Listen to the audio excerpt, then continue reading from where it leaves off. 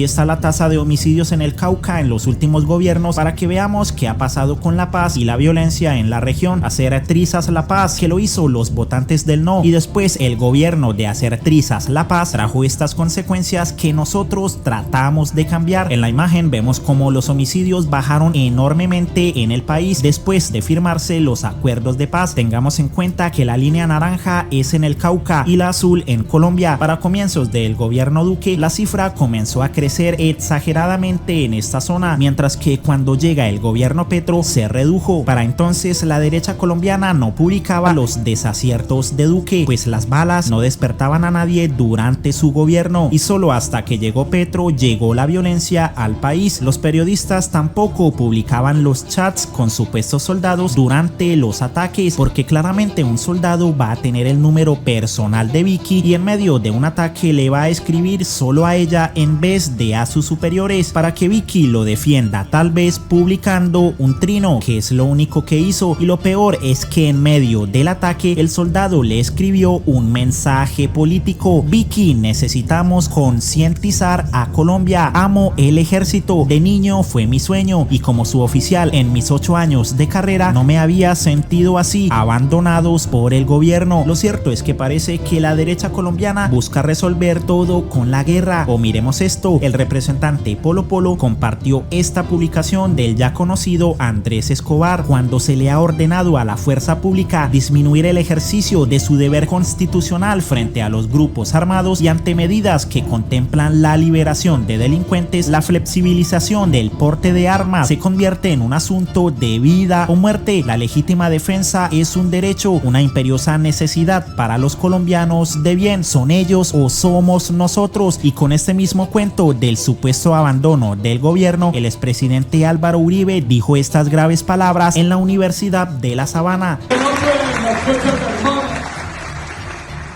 es quedarse quietas por la orden de un gobierno de que se queden quietas mientras ese gobierno ha estimulado al ELN y al movimiento popular del ELN a que presionen con armas una constituyente.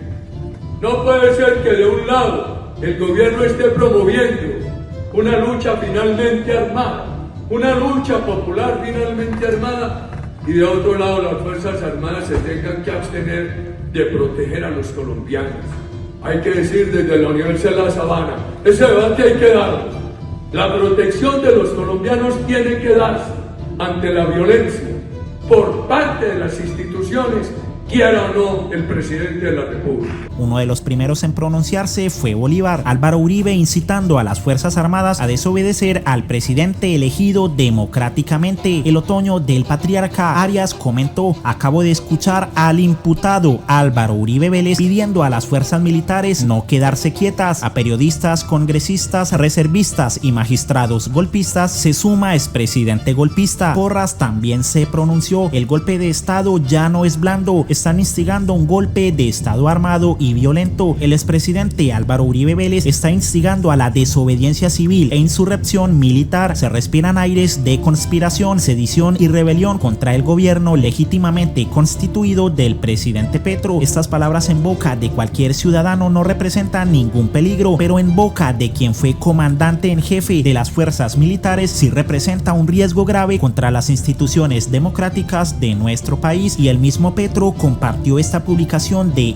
RTBC Noticias donde cubren lo dicho por el expresidente. Yo he visto un video que está circulando en el cual con aparente sutileza lo que se está es ambientando la insubordinación de la tropa en contra del presidente Petro. Creemos que esa incitación a violar el Estado de Derecho, esa incitación a la violencia, esa incitación a no hacer caso a la institucionalidad realmente degrada el ejercicio de la oposición. Gustavo Petro le dejó este artículo al expresidente: es delito incitar a derrocar al gobierno y alzarse en armas contra el orden constitucional. El que con propósito de cometer delito de rebelión o de sedición sedujere personal de las Fuerzas Armadas, usurpare mando militar o policial o retuviere ilegalmente mando político, militar o policial, incurrirá en prisión de 4 meses a 2 años. Sin embargo, Uribe respondió que se referirá a este caso más tarde. Yo lo puedo compartir con usted porque me parece que es